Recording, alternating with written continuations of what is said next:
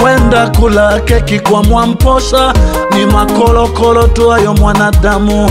Kupeleka kucha na nywele kwa Suguye ni makolokolo tu ayo mwanadamu. Kwenda kuoga ama kunawa kwa Nyakia, ayo ni makolokolo tu mwanadamu.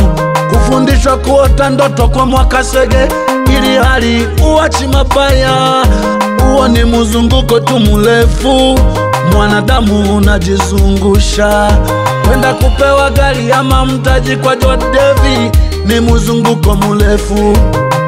Kwenda kumshangilia kuwa ni Musa wakati anadhalilisha watoto na kusema Mungu anakamata wachawi, mwanadamu unapita njia ndefu.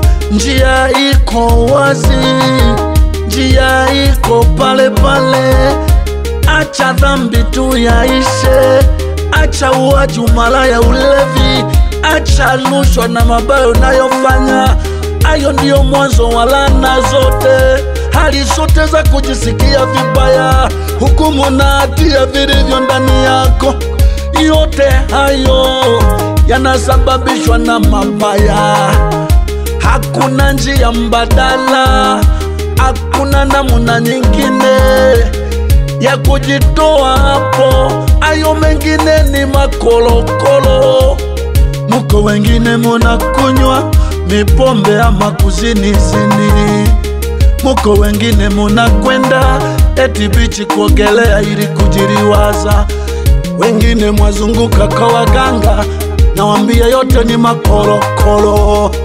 Acha dhambi tu yaishe, kwani ulivyomfanyia mwingine baya ndio maana yamekurudi wewe moyoni. Kweli yule umemuumiza kwa mwili, lakini weli moyo linauma. Makolokolo ya nini mwanadamu? Keki ya upako, mafuta ya upako ni makolokolo mwanadamu. Mzunguko mrefu ni wa nini mwanadamu? Acha dhambi tu yaishe mwanadamu.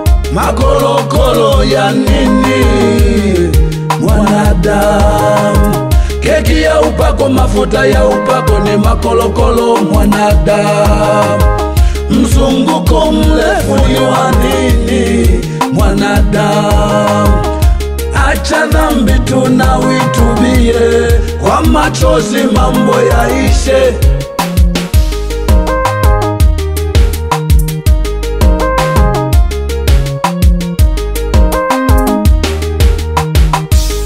Mara umejiunga elo bielo wajanja